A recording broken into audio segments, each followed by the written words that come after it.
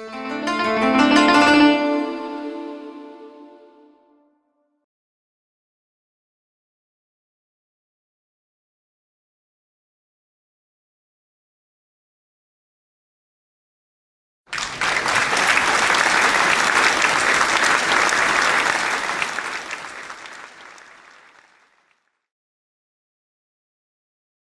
afternoon. Good afternoon. Welcome. Rudolf Schwenk is my name. I'm the head of UNICEF here, but I'm standing in front of you in the capacity as resident coordinator ad interim. Our resident coordinator is currently on leave. So, on behalf of all the colleagues from the United Nations here, welcome to the UN House. Happy you could make it. It's a very interesting topic. We'll speak about this. But for those who are here for the first time, Bhutan Dialogues. Thank you. Bhutan Dialogues is an open platform for dynamic conversations on issues of national interest. So we try to be dynamic in the topics that we select with the objective then to listen, share, to hear, to refine collectively our ideas, linked to social progress, of course, linked very much also to the Sustainable Development Goals. They are there, as you can see. So today the theme is where's mental health in our development? And when I reflected on mental health in preparation for this, I'm not an expert, the expert is here. Of course, mental health is about emotional, psychological and social well-being, and it affects how we think, feel, act. It determines how we handle stress, relate to others, make choices. Positive choices, negative choices, and it's very important at every stage of life, from childhood to adolescence and through adulthood. And of course there's positive mental health, and I guess that's what we are striving for, because that allows us to realize our full potential, cope with stress, work productively, make meaningful contributions to communities. But there are also mental health problems that are very common in many societies. And anxiety and depression are most common problems, but there can also be eating problems, there can be phobias. And all of this is very unsettling, confusing, and can be frightening. And it can, again, affect everybody, irrespective also of education and income level. So it's a very complex and multidimensional issue. And I think it's very relevant for Bhutan. So, but again, this is just the opening, so we were happy to have as speaker today Dr. Chencho Dorji. So he's Bhutan's first modern psychiatrist, and I was very impressed when we just had a preparatory discussion by his background. He's also the first prison medical officer, and he has devoted a lot of time and effort throughout his professional career to developing the Bhutanese mental health services, with main focus on community-based mental health care. And of course he has a lot of interests, and is a strong follower of GNH philosophy, also keen on integrating Buddhist principles in psychotherapy. And then our host, Dr. Phuntsho, he has university's degrees from England, worked as a researcher in France and England, and he has founded Loden Foundation to promote education and entrepreneurship. Has published a number of books, translations, reviews, articles on Buddhism, Bhutan, and Tibetan studies. So with this, enough from me. It's a pleasure to have both of you, so thank you very much for being here. And I'm very eager now to continue the discussion that we just initiated and to bring it to the audience, and I'm very eager to hear your dialogue, our dialogue. So let's get started with this. Thank you.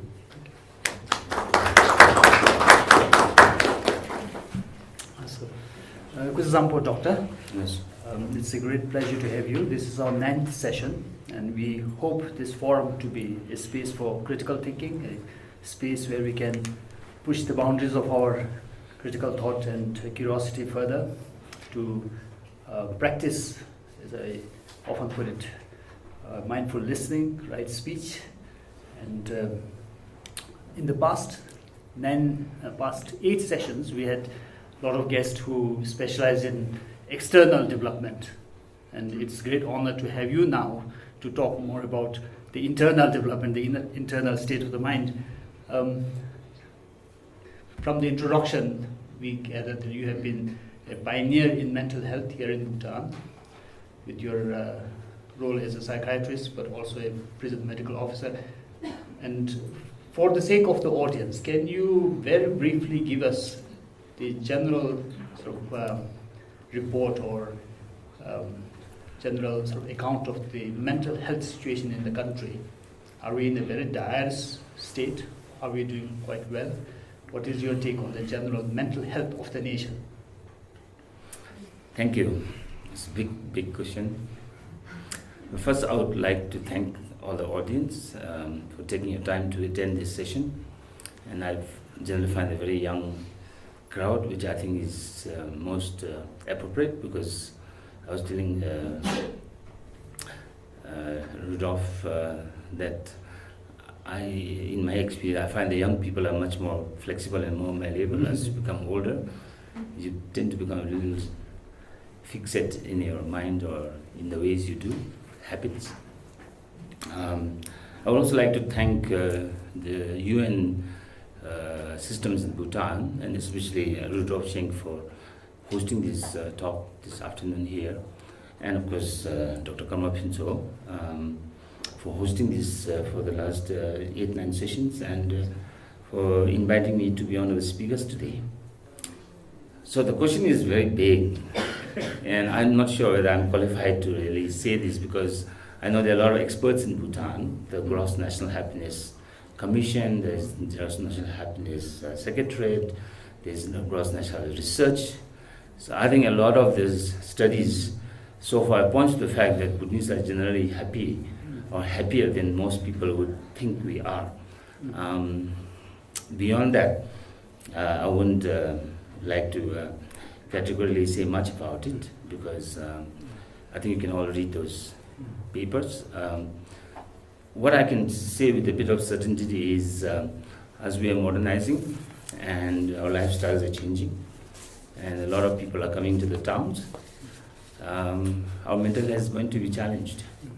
And we are already seeing some of those effects of modernization, urbanization, rapid population growth in very limited spaces. So I think what I can say is, if we are not being mindful and careful about our lifestyle now, so I could expect that our lifestyle, our mental health will be jeopardized sooner or later.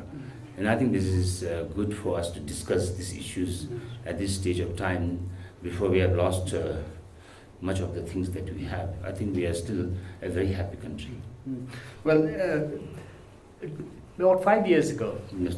in a newspaper report covering your story, I think it was entitled "The Overwhelmed Psychiatrist in the Country of Happiness." And then you were quoted saying, 14 years of working non-stop as Bhutan's first trained psychiatrist, often under very difficult circumstances and with poor or no support, has affected me personally. I feel emotionally drained and professionally burnt out. Do you still feel the same?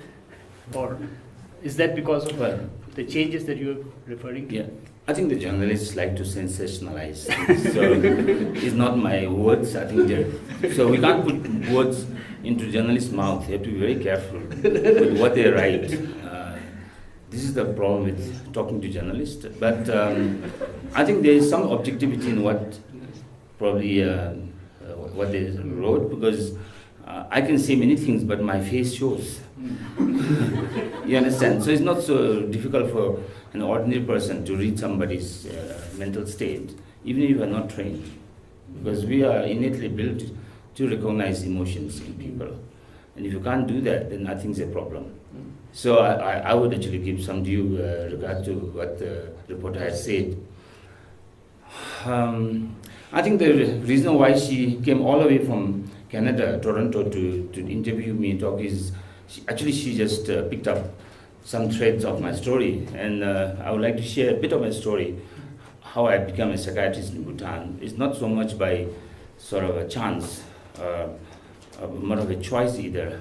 I had to do it, because There was no other way. I had to do it. When I was younger, I wanted to become a doctor. I always thought that medicine is a noble profession. And I actually thought that I would become a surgeon, because I thought surgeons are having a lot of ego problems. Because you can cut and chop and throw them away, and the patients normally don't die. And the patients are very grateful to you after they recover, because the disease part is thrown away, and you have go with the air of achievement. That's what I wanted to be as well. But as time passed on, my elder brother, who was a very intelligent monk, he became schizophrenic at the age of 19. We are 4 years in between. We were very close because my father had a very difficult personality, and he had a drunken, problem drinker. Whenever he drinks, he becomes psychotic and very traumatizing. So we were very close as siblings. And he was very intelligent. So I learned a lot of things from him actually. As I grew up, I was just a happy kid. But then he became schizophrenic at the age of 19. And then the whole issue started. That we did all those things that we had to do, customs. Nothing seemed to work. And then finally he was put into a room in the house for almost 15 years, because there was nothing we could do. We put him in shackles and handcuffs, because otherwise he breaks things. And he broke two of those handcuffs. And he scared a lot of people away, because a human being can break this shackle. He was the biggest criminal in Bhutan. I have not heard breaking the handcuffs. So it's kind of scary. It reinforces this fear. So as I grew up and I became a doctor anyway. So there was no other choice, but I had to become a psychiatrist. And it was not so easy to get to be a psychiatrist, because our government and our health ministry did not think psychiatry is a priority then. And it's not a priority even now. Okay. Anyway, somehow I managed to go through these rigors and became a psychiatrist. And the first thing I had to do was treat my brother in a very selfish way. But then there was the danger that if I couldn't treat my brother, then I would be labeled as, who is this psychiatrist? He can't even treat his own brother. So there was also the danger, the risk of people labeling me as an inefficient, a useless doctor. And that can happen in Bhutan, because we tend to have a tendency to judge a lot of things by just face value, rather than, so it doesn't mean that I'm the best psychiatrist in the world. I can treat all the psychotics in the world. It's not necessary, because it's a combination of doctor and the patient and the environment. So a lot of other factors play. Fortunately for me, my brother improved to the extent that now he's living with my in-laws, and he's a useful member of the family. So not dependent, but still taking medicines. He's not 100% all right, but he's a useful member of the family. That's what I can see. Well, congratulations, doctor. I normally ask this question of how you came to be who you are right now, right at the beginning, but I thought I will lead to that through discussing the situation of mental health in Bhutan. And you very kindly, clearly pointed out that personal reason that led you on the path to psychiatry. But your story of becoming a psychiatrist and working here in Bhutan is also more or less parallel to the story of psychiatry as a medical practice developing in the country. Because traditionally we had the lamas, the monks and the priests and the healers do a lot of such healing and psychotherapeutic practices. Now we are moving from a more spiritual world to a secular area. And when you practice as a psychiatrist in such a secular context, how easy is it? What are the challenges you face? Do people come to you the same way they would go to a lama to get treated for a mental problem? Of course, we are not the first choice when it comes to treatment. So a lot of our patients and families who have done a lot of other things, astrology, Buddhist rituals, a lot of other things, shamanistic practices. So when they come to us, we know that they've already gone through a lot of this, and probably they are coming to us because there's not much help they got, or it was not very effective. So we have this extra challenge to do something about their problems, and it's quite common for people to have these magical ideas and beliefs, and they all look for this wonderful, tablet or the medicine to fix the problem. So I think I would say we have a very small, we have a very sort of a limited understanding of mental health issues and illnesses and how to manage them. So a lot of people think of getting a doctor, taking the medicine and getting well tomorrow or 1 week later. Unfortunately, a lot of mental issues are quite chronic, like many other chronic illnesses in the body. So we have this challenge of, having to break through that expectation of, fast recovery and getting on with life, rather than telling them that they need to be patient with us, and our medicines take time, at least 2-3 weeks, but results will come because we have seen and we have shown, and we know it happens, but people do not necessarily believe in us. So we have this problem where people expect very sort of dramatic changes, but it doesn't happen that way. And sometimes we lose patients in between because even when the patient is admitted in the hospital, after a couple of weeks, all the patients seem to be seemingly settling down from our perspective, but from their perspective, because they don't see this dramatic change as they used to be before, they might lose their patience and say, well, we still have to go and do other things as well. So that becomes a challenge. But knowing our culture, and I do not go on to advocate for rituals and things like that because that's not my job. There are a lot of other people doing that. We have this belief called Mencho Rindo, which is two things which is very good in our culture. One is Mencho is treatment and Rindo is prevention.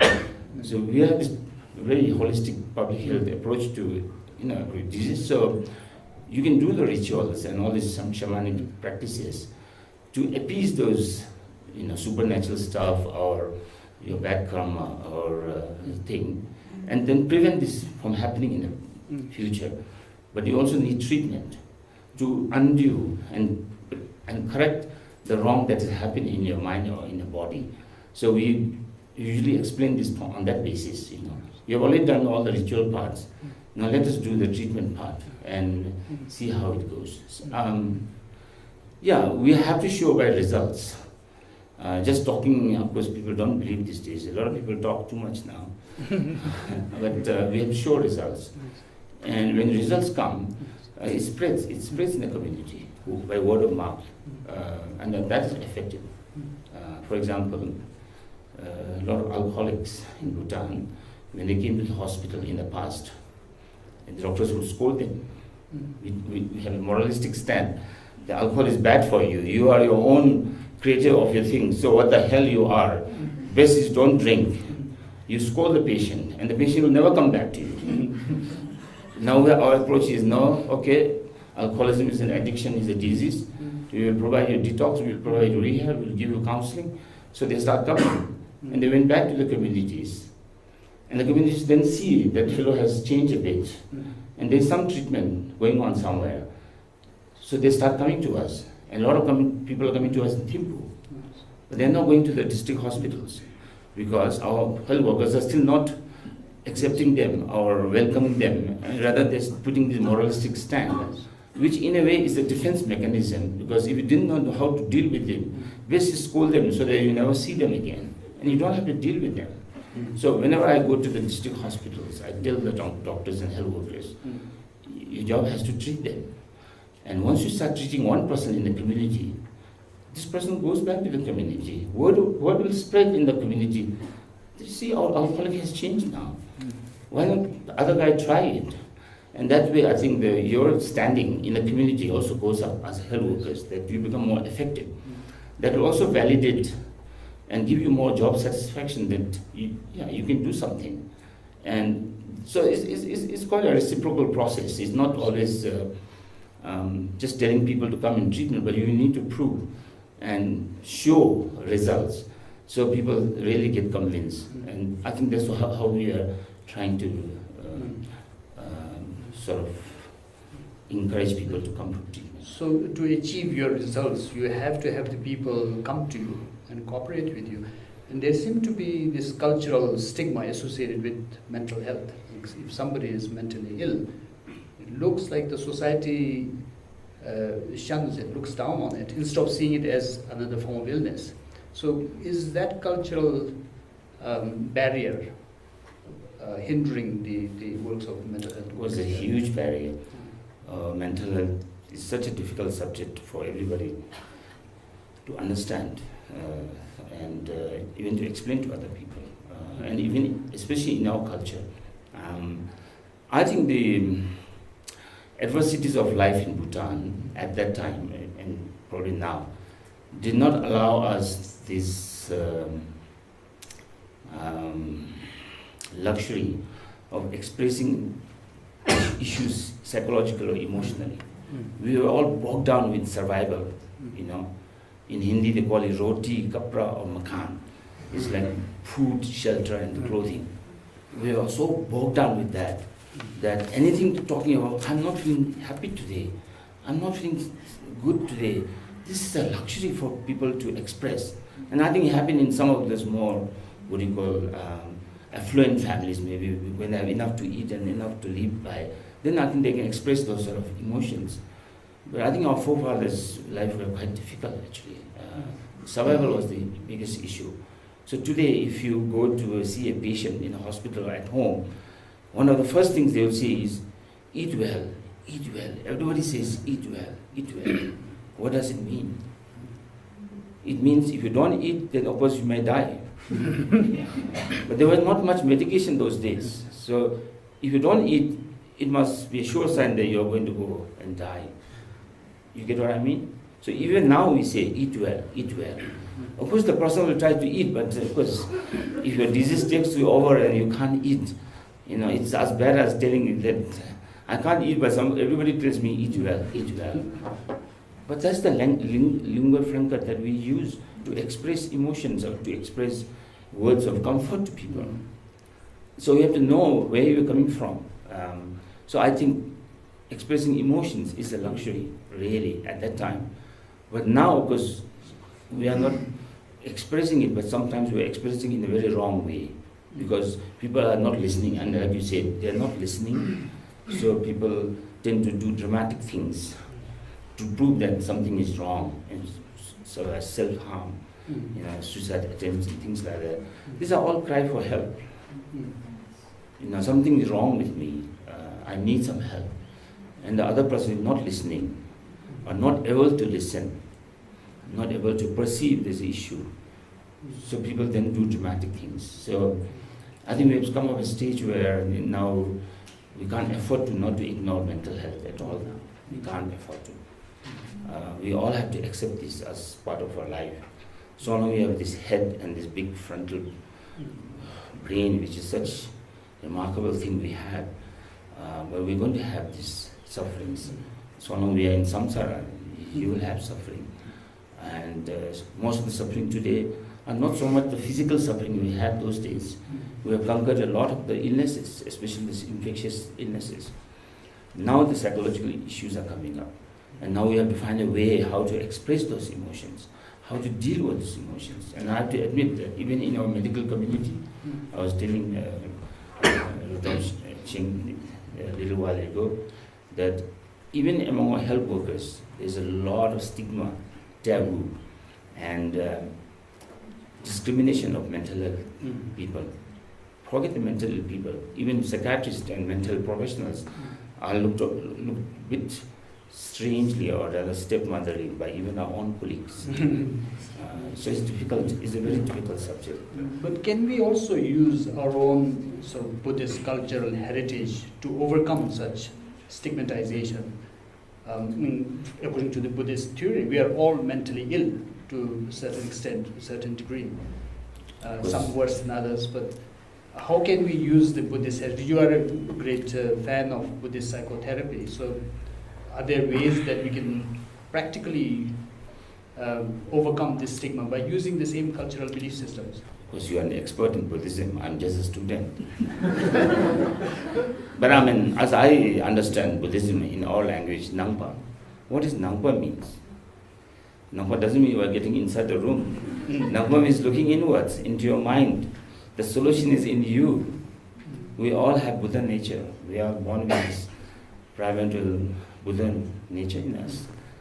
Unfortunately, somehow, whether historically or traditionally or culturally or I don't know, we have lost that essence of Buddhism in Bhutan. We call ourselves a Vajrayana country, a tantric Buddhism. We do a lot of rituals and a lot of things going on. I get a feeling that instead of Nangpa, we're getting externalized in our Buddhist behavior. Too much of fanfare and show and showbiz, which to me is quite disturbing. Because I want Buddhist people to be more contemplative, introspective, and start looking in your minds and start searching for answers, because it's in you. Your answer is not in somebody else's, it's in you. So I think we have to have a radical change of our mindset for Buddhism to actually really take root in us and help us in our mental well-being. At this stage, unfortunately, I should say that I don't see so many practitioners who are actually able to do that. And I think we need those teachers. We need teachers who will teach our young people to introspect, to contemplate, to look for solutions within yourself. And we all have the potential. So mindfulness and all this, that compassion and loving kindness, if we can practice early in our lives, so much the better, and not leave it to the end stage of your life.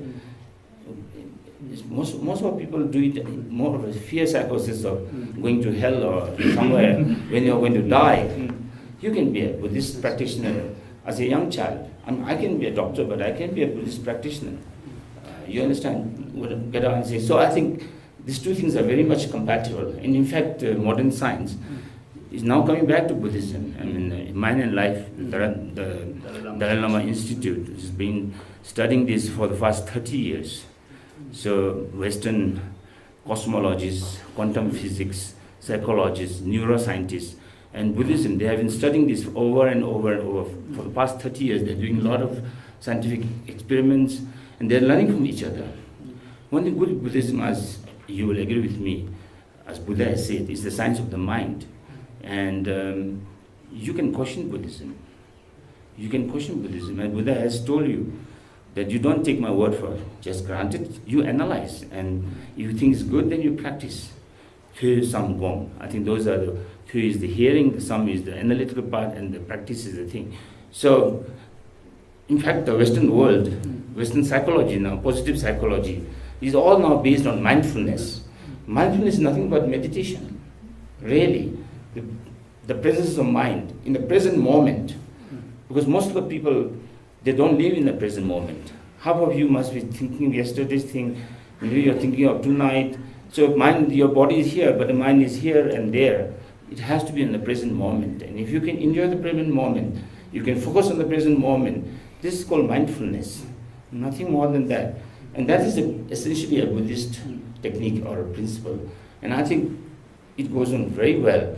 And I think we have to find this sort of reconciling Buddhist practice and modern psychology and mental health. And why not in Bhutan? Yes, Really? yes, indeed. I know quite a lot of friends who are psychotherapists in the West, but purely based on Buddhist meditation, and particularly high Buddhist meditation like Dzogchen or Mahamudra. But coming back to the issues, Doctor, you raised questions about emotional intelligence, emotional resilience among our young people, among our people, the sort of lack of proper Buddhist practice. I suppose a lot of these go down to parenting.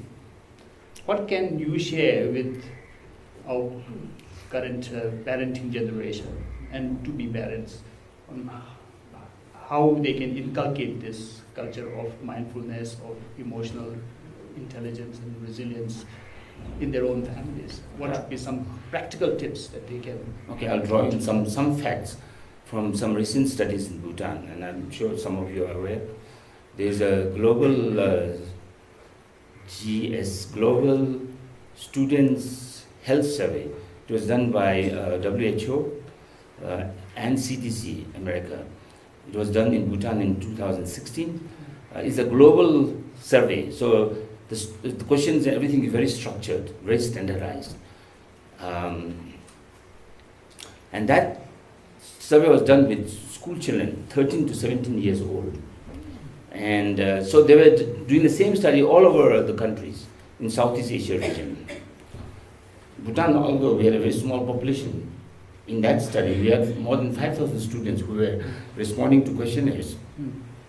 And interestingly, so they were asked to, in the last, say, 30 days, were you smoking or taking tobacco or drinking? So they just had to respond, anonymously, of course. Surprisingly, some 35% of the children reported smoking at least once or twice, maybe in the last month, and chewing tobacco, maybe 29%, taking drugs, maybe 21%. It's quite amazing, actually. I mean, and those results are compared with other countries like India, Bangladesh, all countries of the world.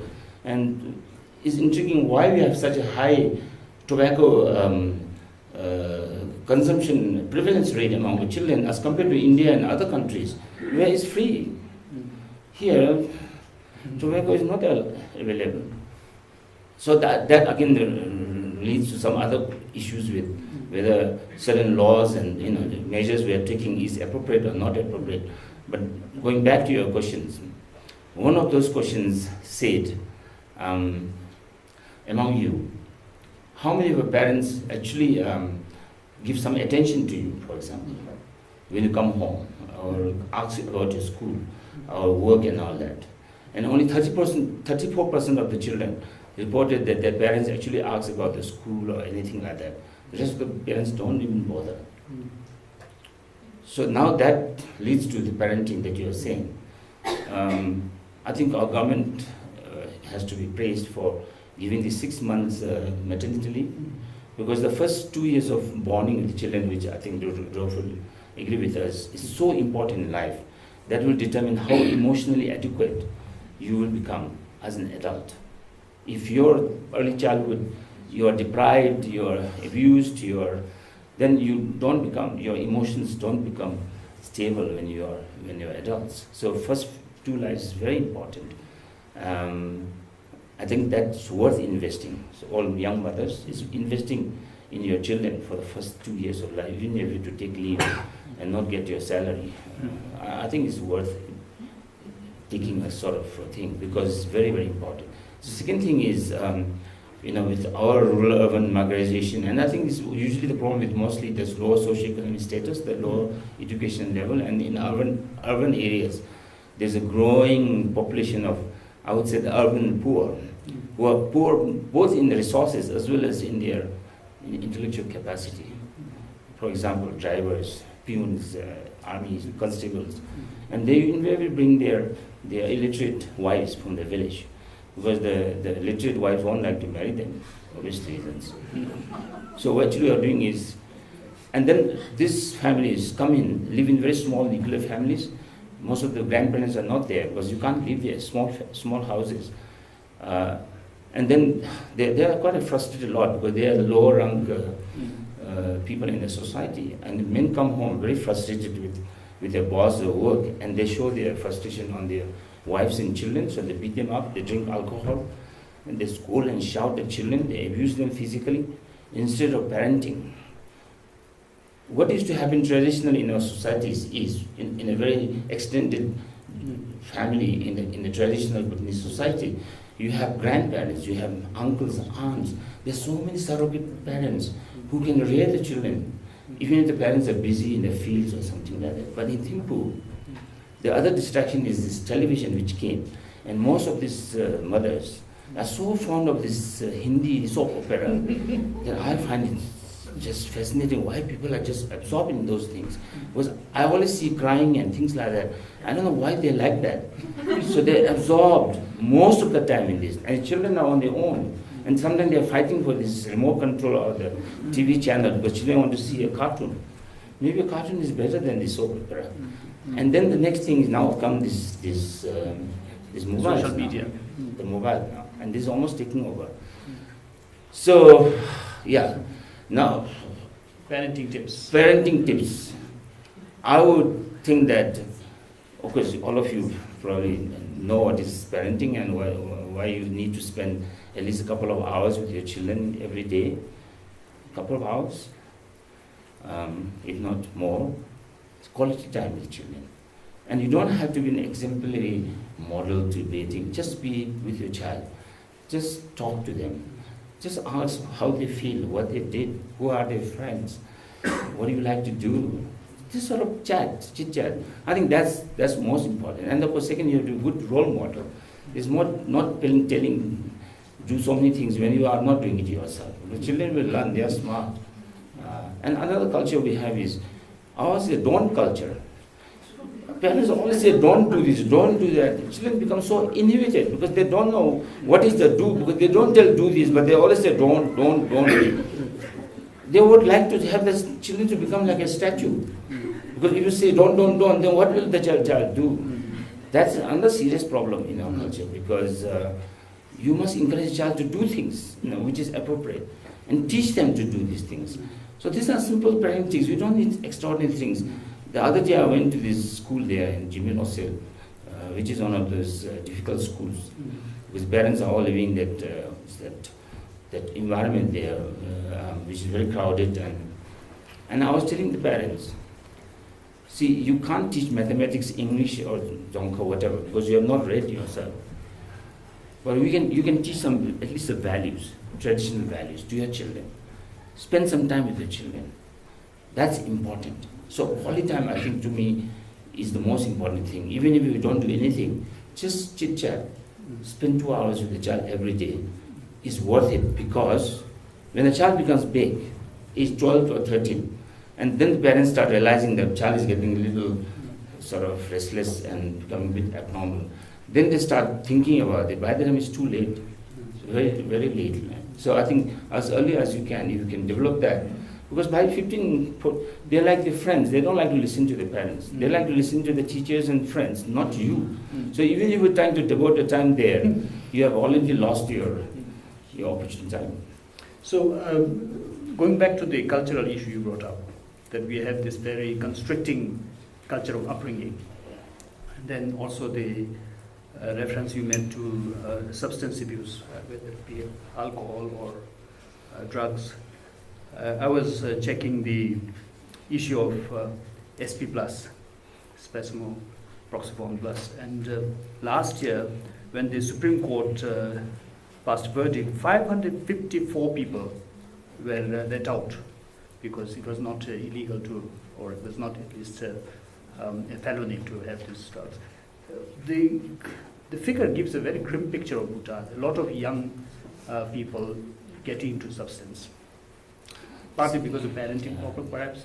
But what is really the picture? What should we understand? This is scary. I mean, we can claim ourselves to be a happy country, but the facts one don't lie. That's the problem. So, suicide rate in Bhutan, about 12 or 13 per 100,000 population, which is already about the global rate of 11.4 or something per 100,000 population.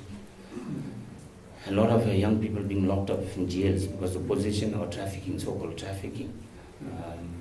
This is very scary, and I know this is something sensitive, but sometimes young people, you should know, our laws are very draconian on drugs control.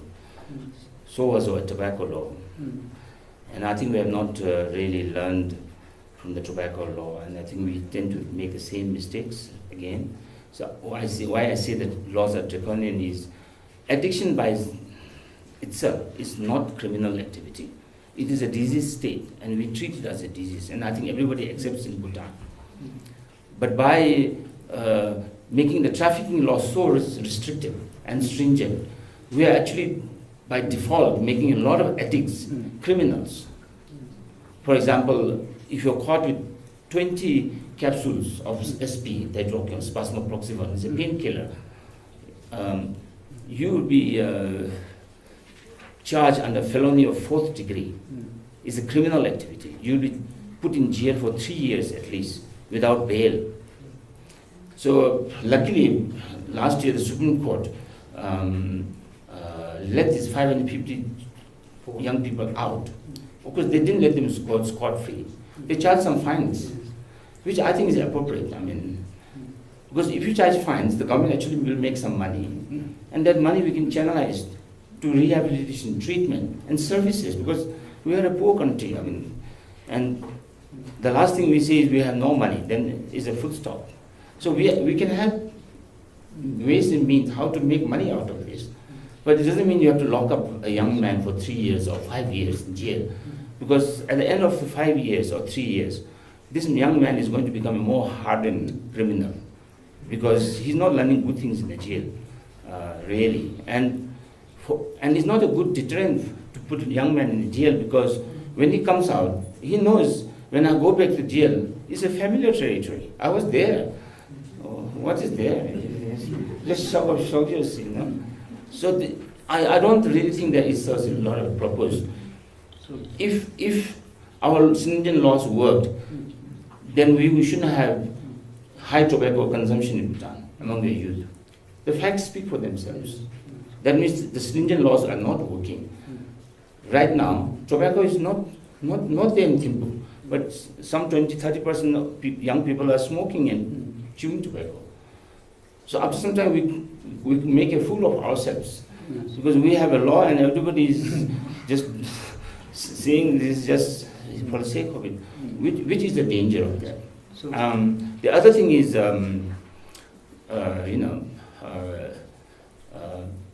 your question was about so if I may ask you again, the approach from the state and the public in general seem to be more restrictive than reformative. We are not educating young people on how to make use of alcohol or make use of tobacco in a healthy way, but rather outright restricting them, and the reverse psychology plays in and makes them negative. So what should the state do? What should the institutions do to make it more reformative?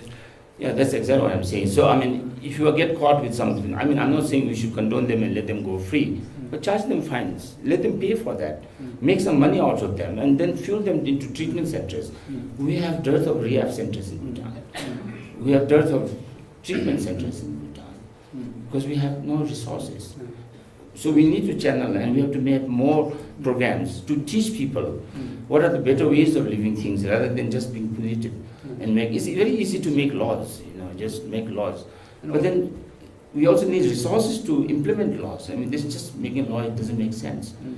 And then the law is not just to punish people, but to educate people, to teach people what are the good ways of living, what are the positive things that you can do as a child, so that you don't have to go into drugs, that you can prosper, you can succeed in many other areas of life.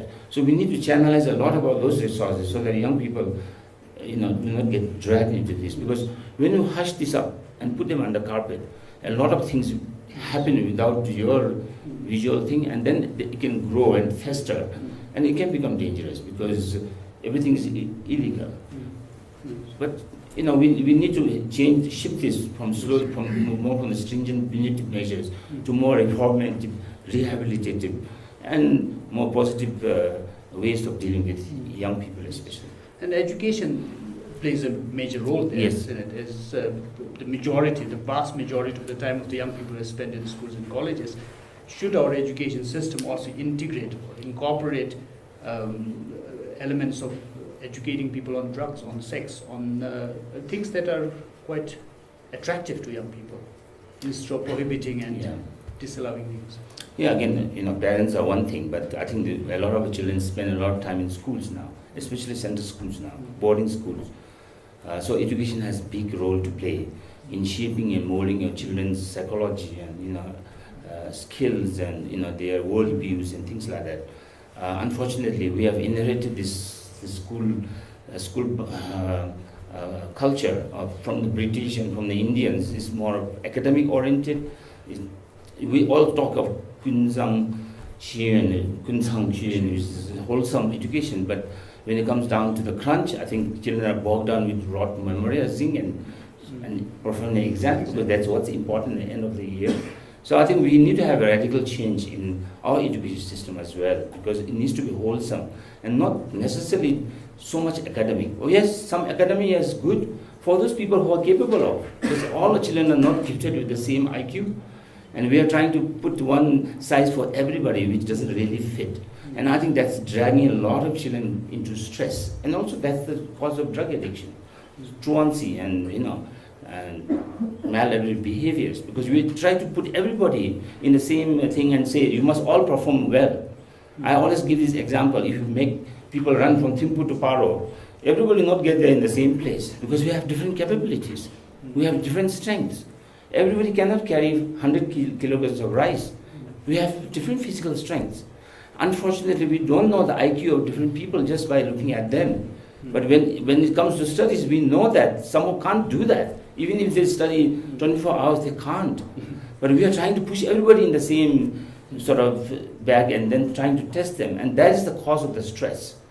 Our parents also unreasonable expectations, because they thought education is key to success. Yes, it is. All our forefathers went to the villages with barefoot, went to schools, and then they become ministers and tashos. But those days are gone. We don't need any more now clerks and things like that. We have enough of this here. What we need is plumbers and carpenters and painters and electricians. We need all that. So our education system, to me, we have to reform it very early. Something like in class 6, you start choosing children whether they should go for vocational or for academic. If they're good in vocation, then teachers should slowly guide them and give them the opportunity, so that by class 10, they know exactly what they want and not get lost and wonder whether you want to go to private school or boarding school. That is one aspect of our education system. The other aspect is in the schools, especially teaching values in schools. I know that they do a lot of things, but I'm just saying my own so-called, I don't know what I should call it, but anyway, cultural values. I mean, we are taught to pray in the schools right from day one. A lot of praying, and we spend 1 hour sometimes praying. But we don't really seem to understand what we are praying. It's almost like you're teaching parrots how to do things like that. If teachers can teach them every day 1 or 2 syllables of what you are praying, by the end of class 10, I think you all become good Buddhist. You understand what I'm saying? Right now, we are all emotional Buddhists. We don't have much capacity to analyze things. We are all just saying we are Buddhists, compassion, non-violence. That's it. But I think this is something that we can do. It's not so difficult. It's not undoable. I mean, why can't we teach small things every day that children, by the time class 10, they know some of the basics of Buddhism, and they know why we are doing certain rituals. We know why we are chanting certain prayers, and then of course also segregated things. His Majesty the Fourth King, in his vision and wisdom, started this career guidance counseling course way back in 2006-7. Now it's 2018. We have a lot of school counselors now. And to me, I have a feeling that a lot of the school counselors now got a little carried away by this counseling, and they have forgotten the career guidance counseling. To me, career guidance is still not very much relevant and still very important in Bhutan. Because the parents don't know how to guide their children, which aspects of life might suit them. So the school career guidance teachers, they should be able to identify those children and tell them that you have the skill in sports or in music or in dancing or in carpentry or thing, and encourage them to go there and not try to push everybody to get first class in class 10. And I think that's what's driving a lot of young kids. Yes. So my final question before I open it to the audience. We often ask our guests if they have any habits, any special things they do, like listen to a radio program or watch a TV program or read a book, or a person they follow, to keep them on top of things, to remain sharp, to be effective. Do you have any such habits or traits or practices that you do which you can share with the young audience for young people to emulate? I try not to be a perfectionist, because sometimes I feel that I have some perfectionist tendencies. Perfect doesn't mean that you are a perfect person. It's just thinking in your mind that you have to do everything the way it has to be perfect. There's nothing called perfect, but you think it's a perfect. I think I have some of this, so I try not to be. I try consciously not to bog myself down too much of that. I don't like wasting time. I don't like wasting time, especially gossiping. I can't gossip about people, and that's also part of my profession. I can't discuss my patients with other people, so I have nothing much to gossip actually. I can't stand these the TV shows which are soap operas. I can't stand them. Unfortunately, my wife likes to see that. I had to run away because I just can't stand in front of me, because I find this is just wastage of time, really. So I would like to keep myself busy all the time, doing something or other, whether it's useless or sometimes it's meaningful, sometimes not useful. If I watch a TV program, I would like to see a real program, a real life program. If I would like to read a book, I would like to read a non-fiction book, because fiction books, I tend to get carried away. When I was young and I was dissociating a lot of trauma at home, I would read one of those Sidney Sheldon books, and I would get carried away for 3-4 days after I read the book. So I'm not grounded in the world, so it frightens me. So I had to stop reading fiction books. So I usually read non-fiction books, which is based on true stories, whether it's a biography or event or whatever. So yeah, on the television I would see some sports programs and then real life programs, survival. Yes. B.A. Grylls, I like him because there's human endurance. He can display the extremes of human endurance. Not that we should all emulate him, because we can't, but we can at least appreciate that some people can go that far. You understand? The potential is there. So that broadens your outlook. There's a potential that anybody can do if you want to. That sort of, so it encourages you to think sort of the unthinkable. So I think those sort of things tend to excite me. And of course I like to walk around and trek around the mountains, because nature is the most healing thing that anybody can have. And for me, this is a way of sort of running back into recharging my batteries. So I tend to walk up the Phuntsho almost every day. Now I feel guilty if I can't go. For example, if today I get a bit late, I might feel a bit guilty. Yes. So you are keen on being meticulous, productive, meaningful, fulfilling, and therapeutic. Perhaps the last part, the walk, is a therapy. Yes, yes. Especially physical exercise is very good for your mental health as well as, of course, physical health. So when you are exercising, your body secretes endorphins, which are the natural opiates that makes you feel good. So much so that a lot of people fall in love after an exercise, because you find the other people beautiful. What you see is not that the person has become beautiful, but you see because of the influence of the endorphins. You understand? That's a very good. So why don't you? You have to be careful, but when all this is gone, then the person is a bit different. Okay, let me invite questions from the audience. Yes, please. The lady at the back. Can you introduce yourself briefly and also keep the questions short? Thank you. I'm Disha and I'm working in Loden as an intern. I think, like, contrary to popular belief, like, I think youths are really embracing mental illnesses. To an extent, it is unhealthy. As, like, a youth myself and an active participant in social media, I have seen, like, a trend that shows kind of like that youths kind of think that being depressed is now cool. I'd like to say it as like romanticizing of mental illnesses, like especially depression. So it would be wrong for me to say that someone claiming to be mentally unwell is not actually depressed but just following the trend. It would really be wrong for me to say that. So how do we draw the line between who is depressed and who is just depressed? It's nice question actually. I mean, I think based on real life facts, See, human behavior and psychology is so complex, so it's difficult to just explain. Sometimes we do it consciously, with your knowledge. Sometimes the subconscious mind takes over and does things without your knowledge. So sometimes we tend to blame people for behaving in a particular way. But unfortunately, they are also hijacked by the subconscious mind. The subconscious mind is somebody like your buddy, the mind's buddy, and he's always watching you and saying, oh mind, the conscious mind is having a bad day today, I'll take over, give him a holiday today, so it takes over.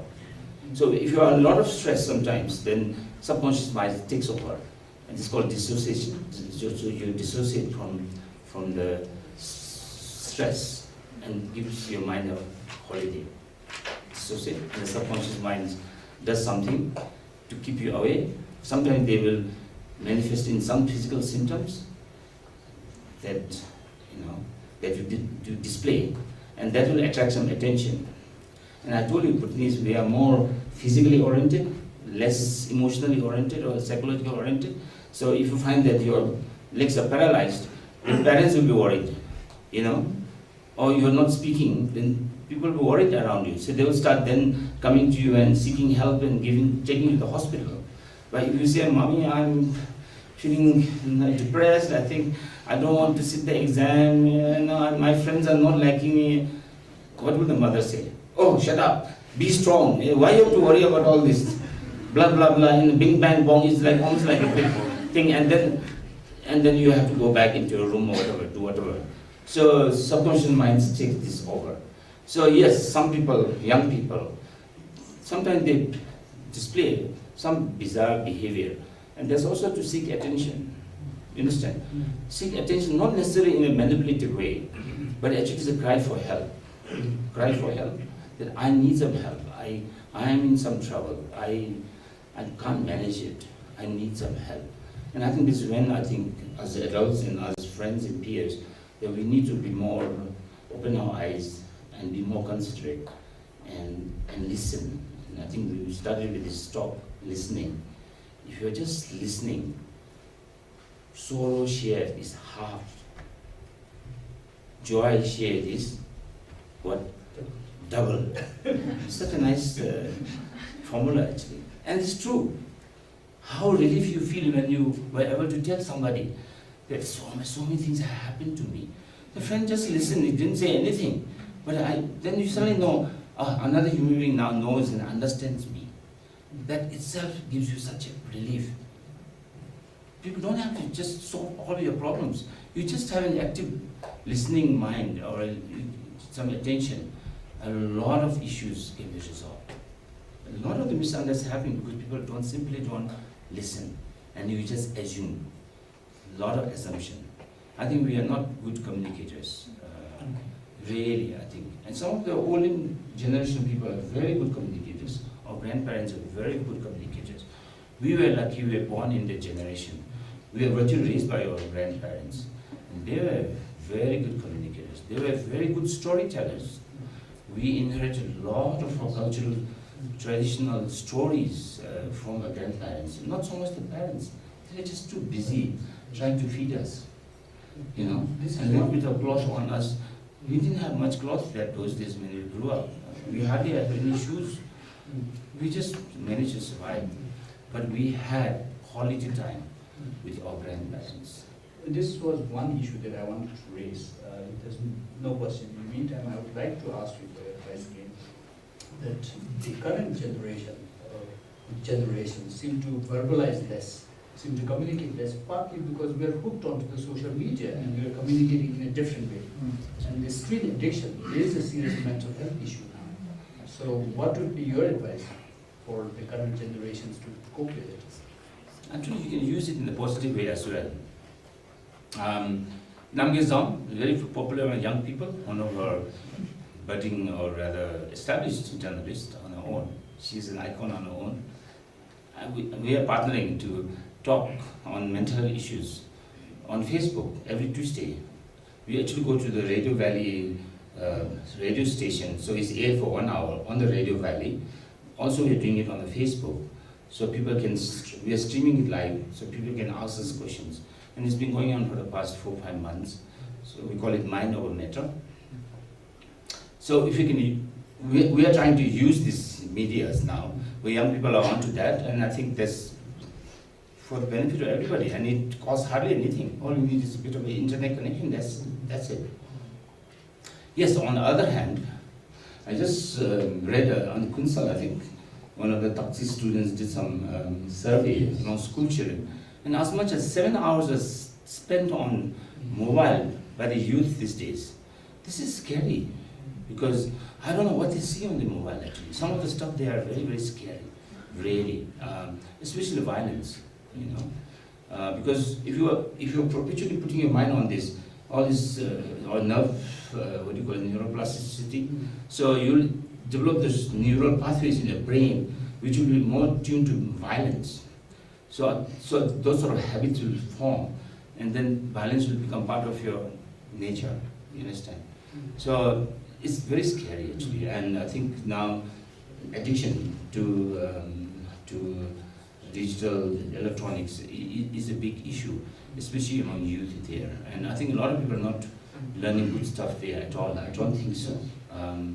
So I think one hour in a day, I think this is a good thing. And there's another thing that our parents need to be mindful about. And, you know, really, because most of the parents are just happy with the child is quiet somewhere in the room.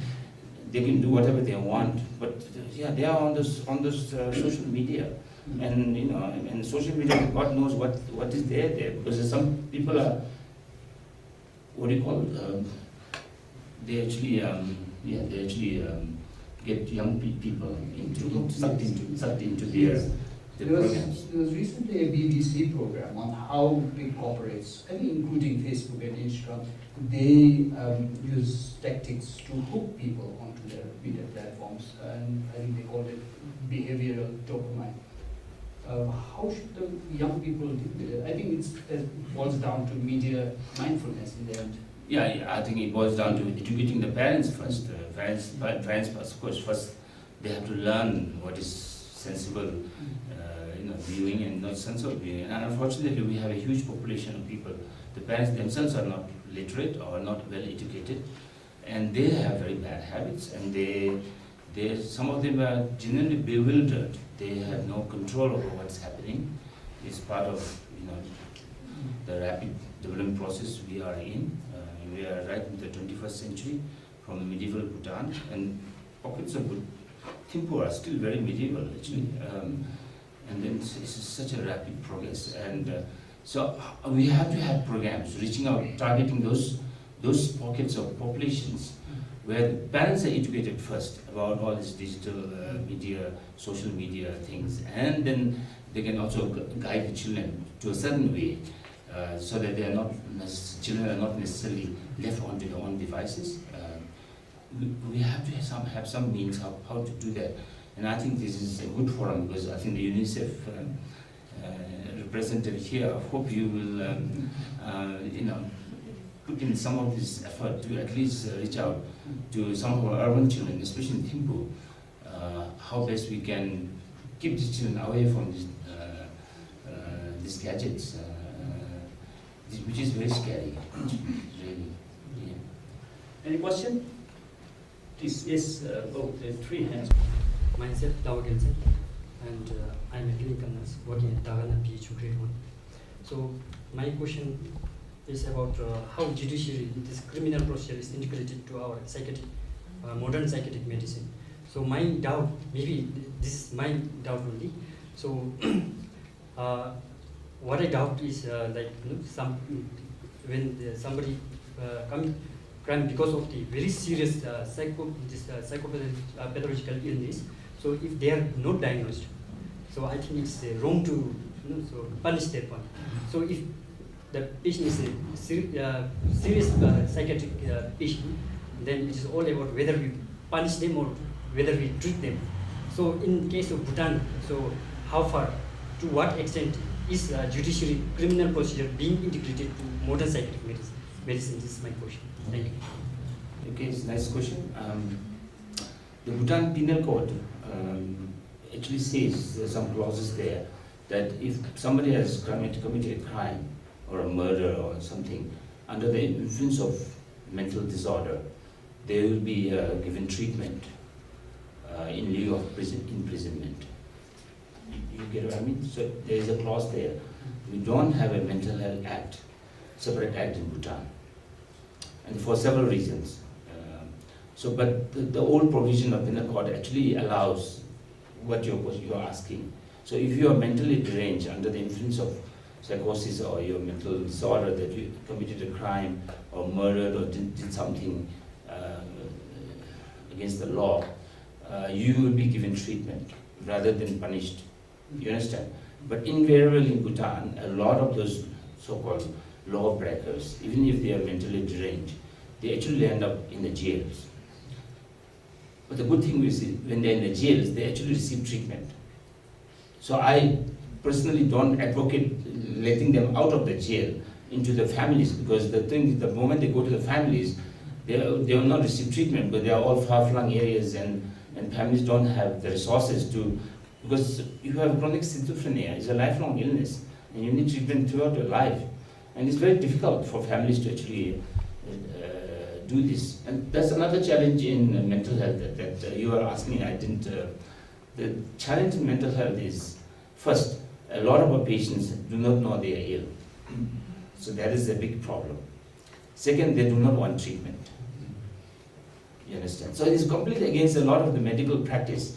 The people know they are ill, they come to the doctor, they like the doctor to pay them attention, they like the doctor to give them the best medicine, and they'll be happy. But with psychiatrists, first, our patients are not going to welcome you in their home if you try to visit there. Or when they are brought, they'll just show with angry faces, who is this guy trying to now do something to me? Because I'm already prosecuted by a lot of other forces. There's another fellow here who is going to do. And then I say, well, to give injection. So what? I thought you were going to do something on me. And now you want to give me an injection. You understand? So there are a lot of challenges in mental health. And sometimes we need the law on our back. So the law sort of authorizes, or the law allows me to give injection or treatment involuntary to a patient who actually needs treatment. Because the patient does not have the capacity for himself to decide whether he needs it or not. He has lost this mental capacity. So somebody else like me, who is qualified, competent person under the law, can certify that he needs that treatment because of so much reasons, and I can give you the treatment involuntarily, maybe without your consent. We don't have this law in Bhutan. The reason being, I did not push for this law, because Bhutanese are very good at making laws, but we are not good at implementing laws. And so it's very scary, because the moment it goes there, they will sign the law, and then it will come back to us, who are on the ground with no resources, to implement the law. You get what I mean? So that's why I'm not particularly pushing for this law at the moment. The second thing is that the law can contradict our belief systems. If somebody thinks that I'm possessed by the devil or some deity, and I don't want to be injected, I would rather go to the temple and get the blessing, then the law will conflict with your belief system, and there will be problems with that. So this is another issue that we have to entangle with. But a law would actually grant you somebody with a mental illness treatment. The law will grant you, but whether in real life it happens or not is a problem. That's why I'm not particularly too happy to push this law. The lady with glasses? Yes, and I think this follows up a little bit on what you were asking for. My name is Leela Roach, and I'm a volunteer with the National Board of Certified Counselors International, and I'm working at JDW NRH now in the psychiatric ward with Dr. Chencho. And I would like to ask, how do you view the path ahead in terms of creating positions for clinical counselors, psychologists, and social workers, and expanding capacity throughout the country? Because I think that there are limited resources right now, as you've been talking about, and I was just wondering if you could speak to that, please.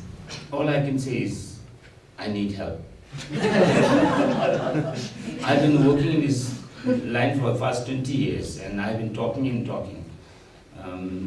I think I've reached a reasonable level here where we have some of the foreign mental professionals come here in Bhutan. I'm able to introduce that mental health is not just nurse and psychiatrists, but there are also other professionals like counselors, clinical psychologists, social workers, occupational therapists.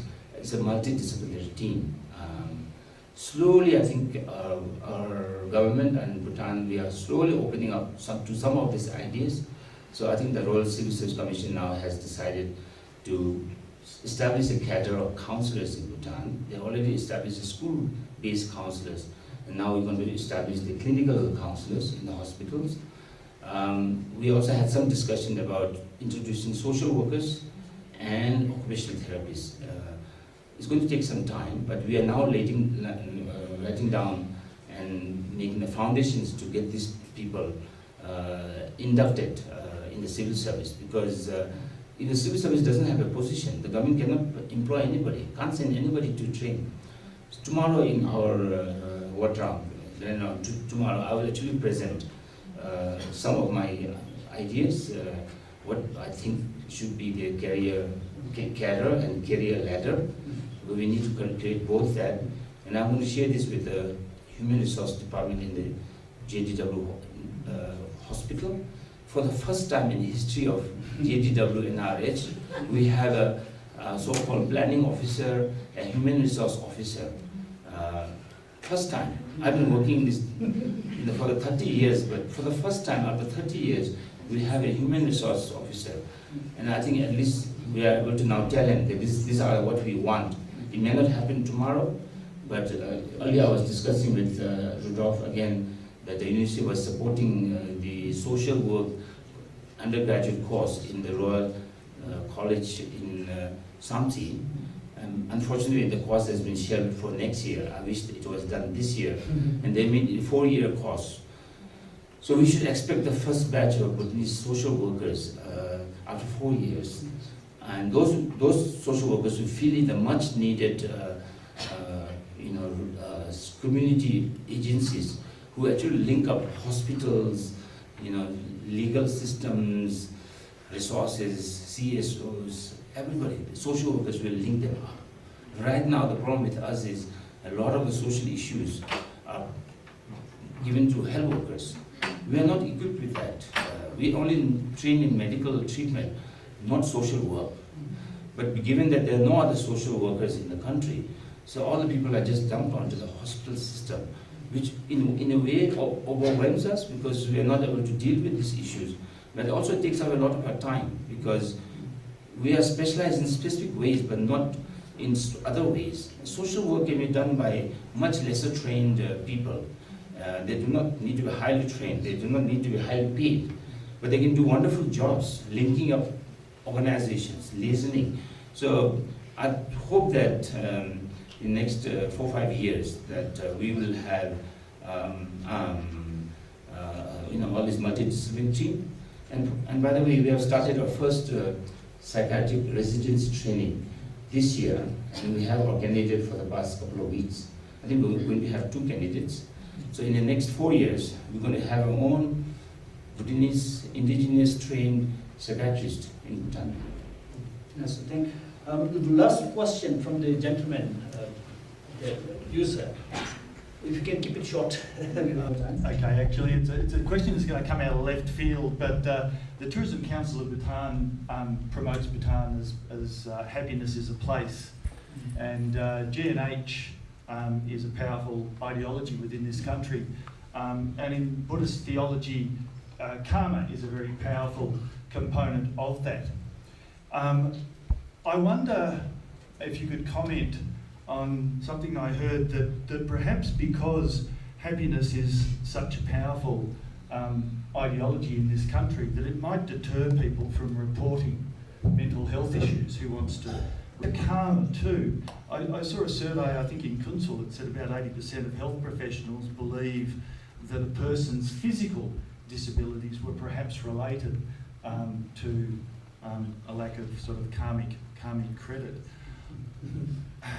So I wonder to what extent you think that two very powerful ideologies could interact with mental health issues in this country and in fact confound.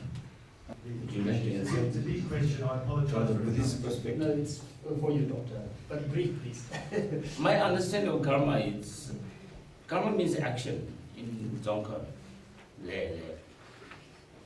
So action is, I think some people have this fatalistic attitude of karma, thinking that the past dictates the future.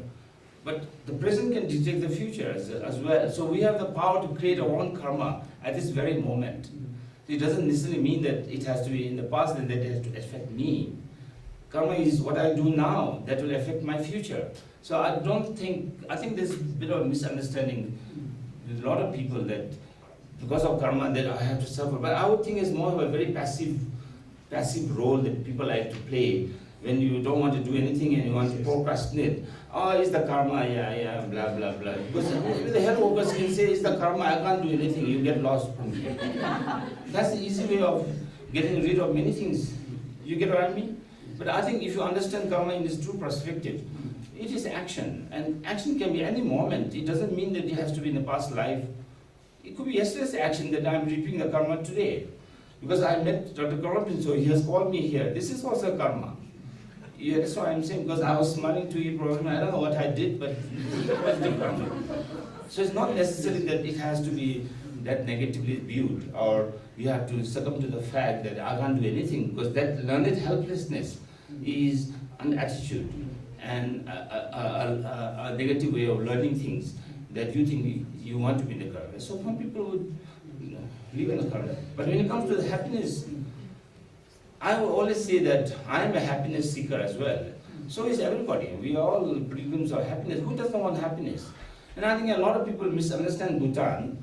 When we say happiness country, they think that we are the happiest people in the world. We are not necessarily the happiest people, but we aspire to be happy.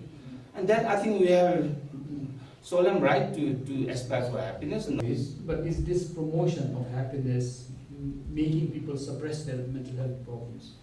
No, not necessarily. Of course, like I was saying, we are getting more and more externalized in our behavior. So things are becoming more pretentious and more acting up. So yeah, some people might be just acting up. When you're not really happy, you say happy. But if you try to fool yourself, then I think that's also a problem. You know. So yeah, I mean, yeah, if you are not happy, seek help, and you can become happy. But don't try to pretend to be happy when you are not.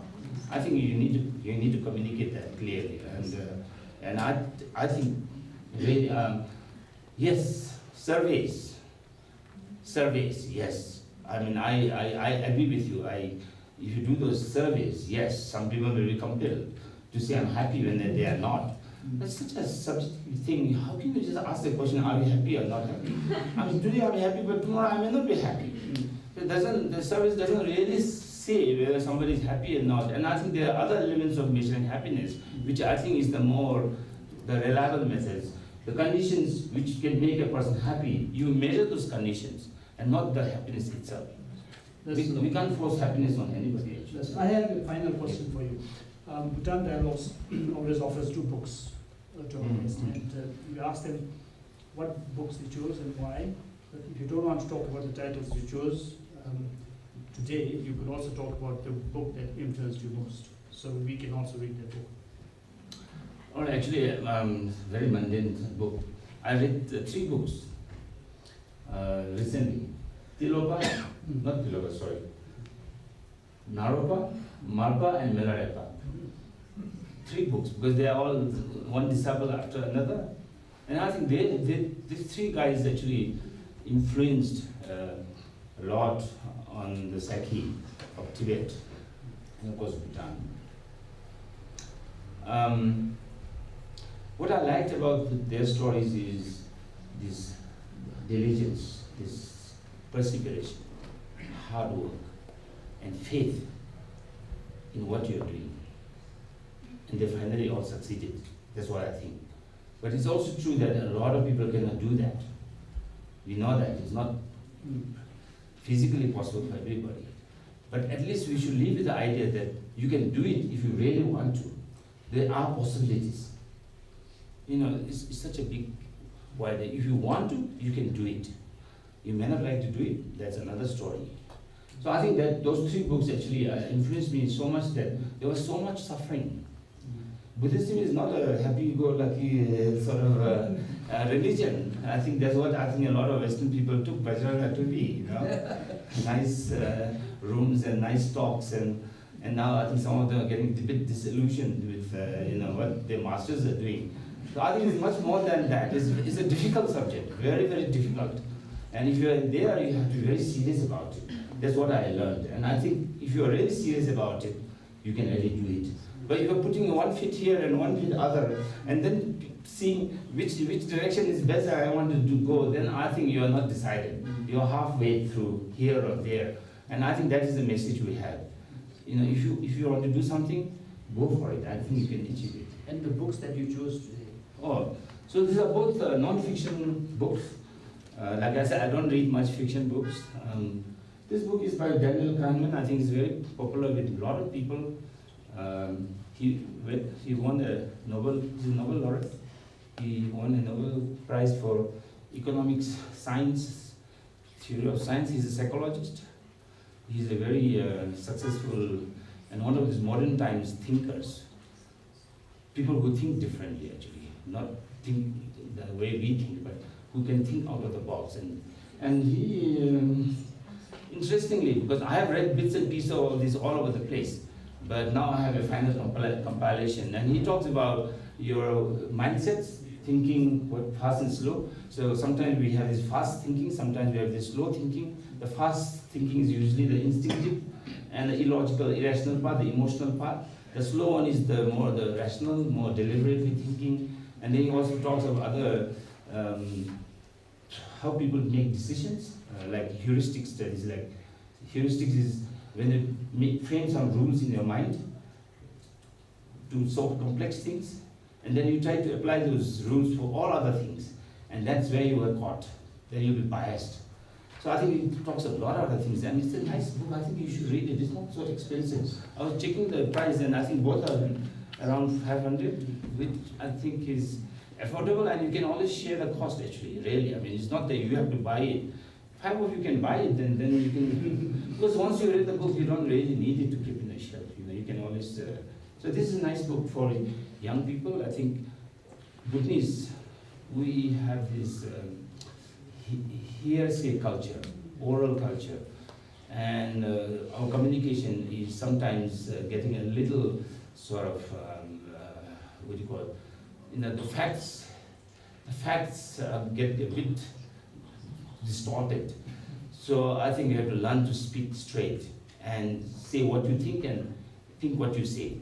A lot of people can't talk straight. I have real difficulty understanding my patients because I can only read their mind when they start talking, and it's very difficult to read their talking because a lot of talking is schizophrenic language. We call it. So it's very difficult. So I think you have to learn how to think straight. There's another book, A Habit, basically about habits, and he's a New York, I think, journalist who wrote this book. He has talked about this. What he talked? He talked about essential habits or something like that. Essential habits. What he says is, if you develop one good habit, this habit will lead the other. It's like a chain reaction. So, for example, you start walking up the hill this evening, then you find by tomorrow you might like to change your sleeping pattern, you might change your dietary habits, and you are losing some weight, and you are coming to shape. And so one thing leads to the other. So to change habits is difficult. Because in habits you have first the cue, the trigger, then your behavior, response, and then you have the reward system. So a lot of time you get into these 3 things and you don't even become conscious. So habit, because when you become subconscious, you get drawn into it. So sometimes to break the habit, you have to change your behavior. And you change the behavior consciously and then get into a good habit. And if you talk about those habits, that one thing can lead to the other. So I think this is a good book as well. I have not read all of them, I just read some of the reviews and just quotations from here and there. So I thought maybe this would be good for me. Yes, thank you. That was such a enlightening, inspiring, and I personally found it also a moving session with you as a eminent, as a pioneer mental health professional here in the country. As a ritual, again, I normally end the session with a citation or a proverb from Bhutanese cultural heritage. And with other themes, I often struggle finding a very good quote. But with mental health, I must say it was so easy to find so many verses and sayings and proverbs relevant to today's theme. And I chose the verse from Shantideva's book, Bodhicharya Avatara, my favorite author. He says, "Dete dagi sem nini exum lekpa sumarja sem sum tushu matokwa tushu mangvichishija." I must well control and I must well guard my mind. What use are many other efforts without the effort of guarding one's mind? So with that quote, I'd like to end the session and thank Dr. Chencho for the wonderful, inspiring session. Can we give a round of applause?